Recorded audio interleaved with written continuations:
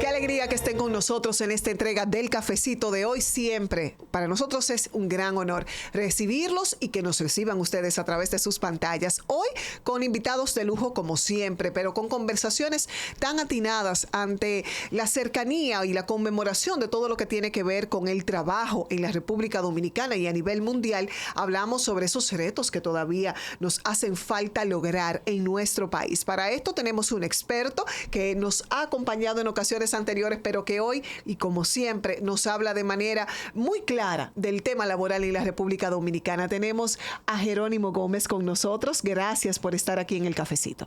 Buen día, Eliana. Gracias a ustedes por invitarme y poder llegar a los televidentes y las personas que nos escuchan en la radio y tratar un tema tan interesante como en este caso sobre el 1 de mayo.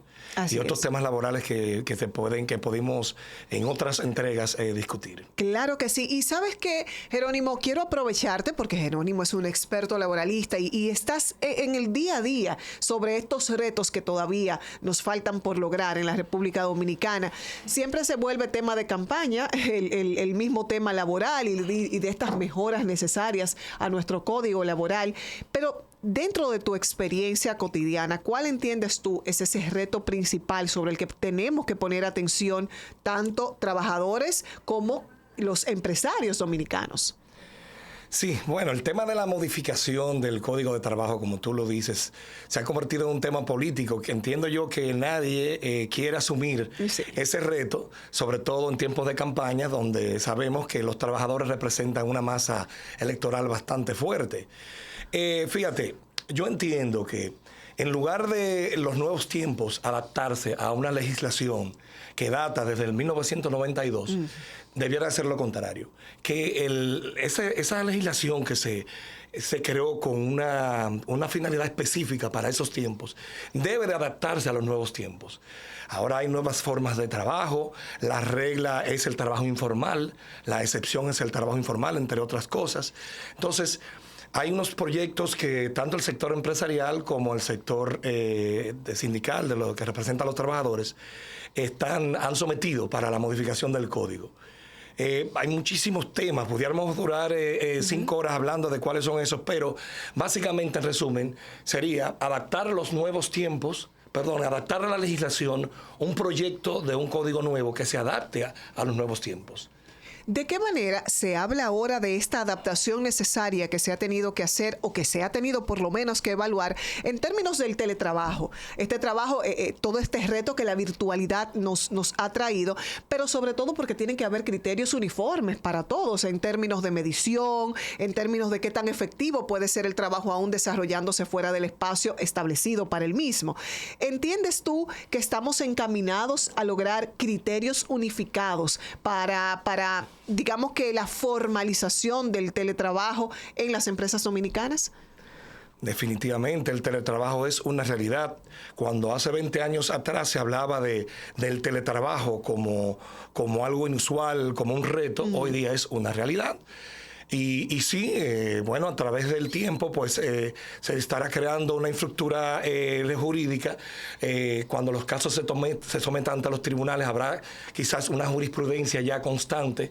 Pero como abogado laboralista, y como tú lo dices, me estoy día a día en los tribunales, te puedo decir que se presentan muchos escenarios que no están previstos por la legislación actual. Entonces, ya será un trabajo de los jueces, un trabajo de los legisladores, tratar de crear un marco de referencia para que normalice el teletrabajo. Pero sí hay muchos retos, el reto de la subordinación, de cómo tú vas a supervisar ese trabajo, el reto de tu derecho a desconectarte, el reto de tú realizar un trabajo desde tu casa, que no viole tu privacidad, claro. Derechos fundamentales de una de las partes contra los derechos fundamentales de la otra parte. Es decir pero con el tiempo entiendo yo que ya vamos a lograr, sí, por lo menos un acuerdo inicial entre los trabajadores que prestan servicio desde sus casas y aquellos empleadores que los solicitan. Sabes, y llegaremos a la parte histórica importante del 1 de mayo y a su importancia en términos de logros que tuvo esa parte trabajadora por la fecha, pero es que quiero sacarte el juguito. Cuando vienes, me gusta aprovecharte.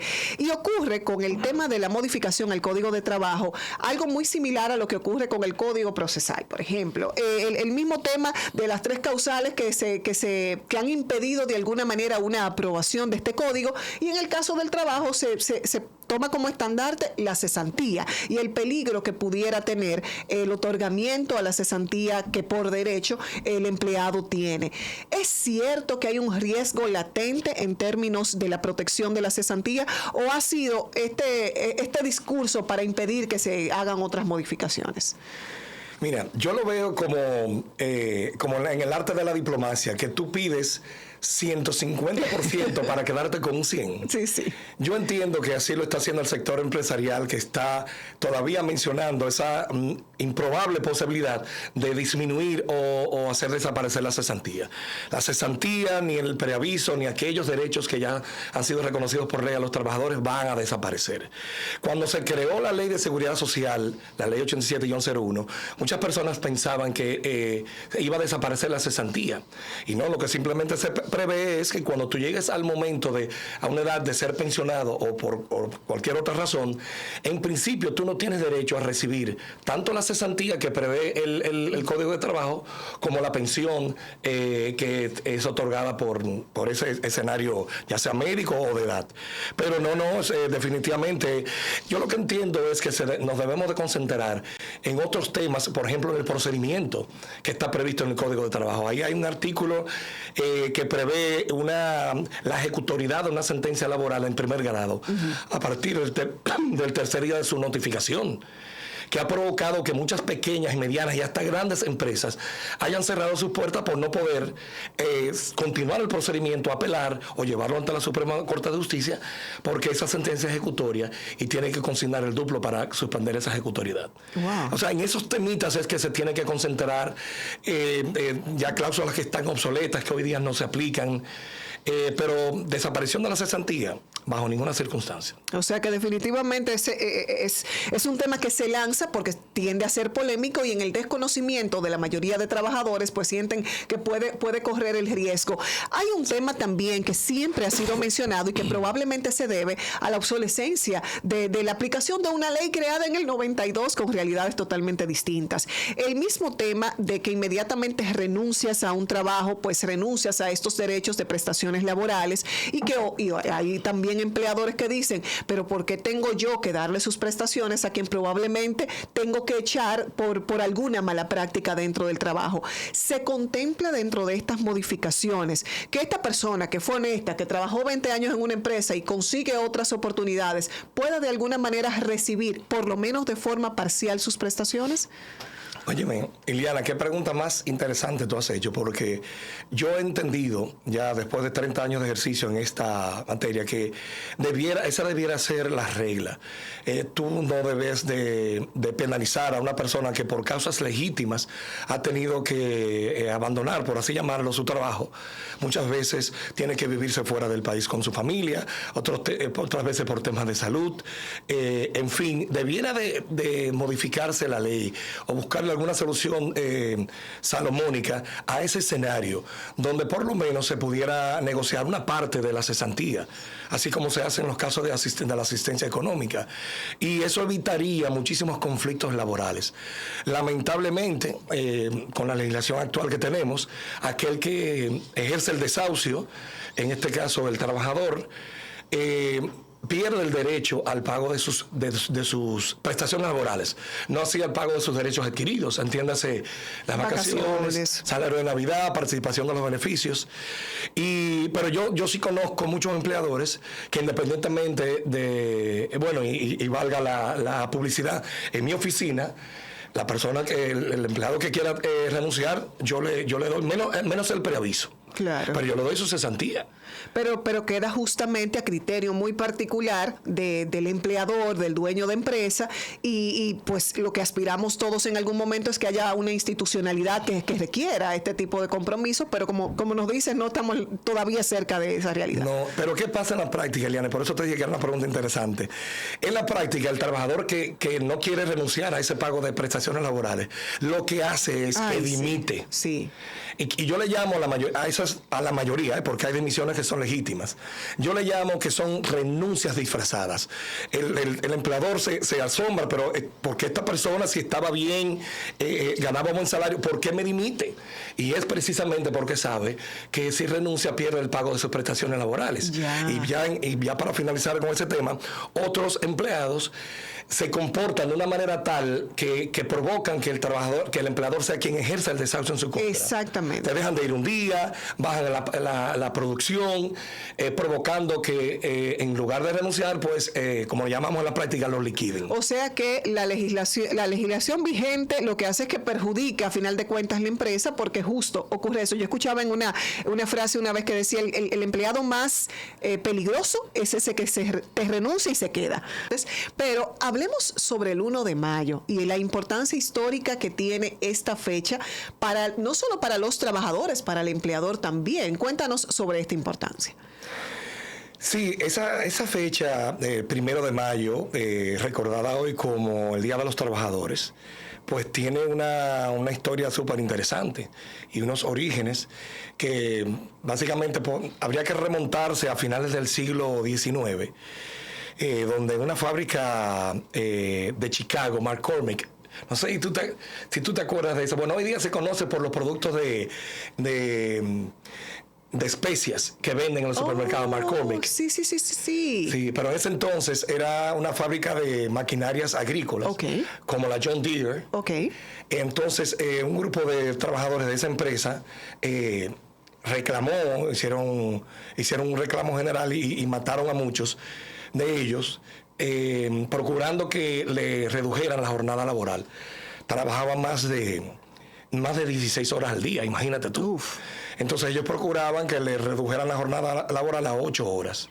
Entonces esos reclamos venían ya desde los tiempos de la Revolución Industrial, que habían terminado unos 20 años antes de esa matanza, donde los trabajadores estaban reclamando como derechos mínimos, a ver, lo que serían un salario mínimo, exacto, una jornada máxima y un descanso mínimo. Entonces, por eso se recuerda el 1 de mayo como el Día de los Trabajadores. Luego vino toda una, vamos a decir, como un reclamo social internacional, aunque eso haya sucedido solamente en Estados Unidos. Y muchos trabajadores en distintas partes del mundo pues empezaron a hacer esas reclamaciones y esas exigencias de derechos mínimos laborables. Hoy día, sin embargo, porque yo le llamo el antes y el después, solamente se recuerda el 1 de mayo como el fin de semana feriado para... Sí, el fin de semana largo de los trabajadores. Para irnos para las playas, claro, irnos a la montaña, para quedarte en casa. Y muy poca gente se olvida de esos orígenes. Por eso es que se celebra el 1 de mayo como el Día de los Trabajadores. Sabes que para mí tiene una connotación sumamente significativa porque ocurre igual con el Día de la Mujer, el Día Internacional, en el que lamentablemente tuvieron que perder la vida muchas personas para poder reivindicar derechos importantes, en este caso de los trabajadores. En la República Dominicana también ha habido movilizaciones históricas para lograr ciertas garantías en términos de la parte del trabajador. Sí. Sin embargo, desde mi percepción, que es algo muy personal, noto cómo de alguna manera ha perdido un tanto de credibilidad el ámbito gremial, y es mucho del peso económico, mucho de la importancia y que a veces se respalda lo irrespaldable, o sea, y quiere defender lo indefendible. ¿Ves tú esto en la cotidianidad, que quizás los gremios y sindicatos han perdido un poco esa esencia histórica de lo que realmente fueron esas reivindicaciones?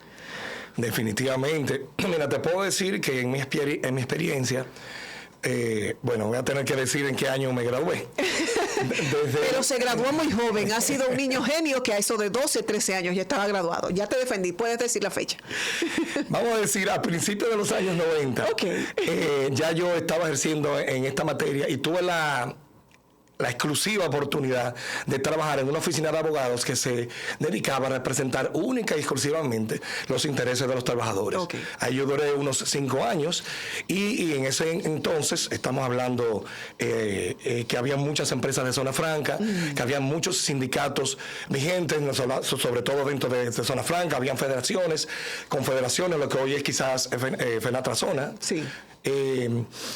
Y con ese abogado que es el licenciado Julián Cerulle, que todos los conocen, claro. Yo fui muchas veces a esas empresas donde no tenían las condiciones mínimas para que los trabajadores pudieran hacer un trabajo digno. No estamos hablando de empresas que tenían 4 y 5 mil empleados con un solo baño para varones y hembras. Ay, Dios mío. No tenían cafetería, los trabajadores tenían un espacio para comer, tenían que comer en las calles aplastados, no pagaban las horas extras, no pagaban las horas nocturnas, en fin. Existían las condiciones en ese momento para que los sindicatos sirvieran de herramienta para lograr reconquistas y por eso tenían mucha vigencia. Ahora, hoy día, como tú mencionas, lamentablemente esos grupos gremiales han perdido mucha credibilidad, tienen una incidencia meramente política. No he dicho que algunos, que son pocos, sindicatos continúen todavía en la procura de reivindicaciones y conquistas de derechos de los trabajadores. Pero es una realidad que hoy día lo hacen en beneficio de sus miembros, de sus directivos, y no así de los trabajadores. Hay muchas limitaciones. Por ejemplo, antes había muchos trabajadores en esas empresas que podían hacer sindicatos de empresas o por rama de actividad. Ahora esos trabajadores se han degradado por otros escenarios. Trabajan de manera informal. Ya hoy ya no es la regla, sino la excepción a aquellos trabajadores que laboran en zonas francas. Pero sí estoy de acuerdo contigo con que han perdido mucha vigencia. ¿Entiendes tú que en la República Dominicana se dan los escenarios de garantías que permitan aumentar las estadísticas de formalidad en los trabajos? Porque hablamos de un renglón informal cada vez más amplio y vemos que cada día más personas salen de estas empresas formales para colocar sus emprendimientos o sus negocios, pero no dejan de ser informales. ¿Tú crees que de alguna manera pueda competir lo que me gano, lo que puedo hacer manejo de mi tiempo, a estas garantías que el sector formal, sobre todo con el tema impositivo, que también tiene un peso importante en estas decisiones? Definitivamente, así como el teletrabajo, el sector informal es una realidad y lo ha sido en los últimos 20 años. Sí, es una realidad que mucha gente lo critica, pero le ha abierto un mercado para esas personas que muchas veces son ellos los que no quieren estar atados a la imposición de una jornada, a la imposición de una subordinación, y tienen tiempo libre para compartir con sus familias. Ahora, el tema más importante, más que el impositivo, diría yo que es el tema de la seguridad social. Sí. Que tú sabes que eso lo debatieron también, fue un tema muy importante en los debates, tanto senatoriales como presidenciales. Y entonces, sí, lo que debe de buscarse es una manera de que estas personas que presten ese servicio independiente, de todas formas, estén protegidos por un sistema de seguridad social, con un sistema contributivo y también hasta cierto punto subsidiado, ¿por qué no? Una parte por el gobierno. Claro que sí. Ha sido interesantísimo conversar contigo, Jerónimo, y sobre todo que esto pudiéramos, como dices tú, agotar 5 horas, porque son muchos los retos en términos laborales que tenemos en la República Dominicana. Evidentemente, la puerta abierta siempre aquí en el cafecito para compartir contigo. Y qué importante que toquemos ese tema histórico del 1 de mayo. Ojalá reivindiquemos a esas personas que sacrificaron tanto y regrese ese escenario real de solicitud de reivindicaciones para ambas partes. Gracias a ti por tenerte en el cafecito de hoy. Gracias a ti por invitarme, un placer siempre. Nosotros continuamos en esta segunda etapa del cafecito con más invitados. No se lo pierdan.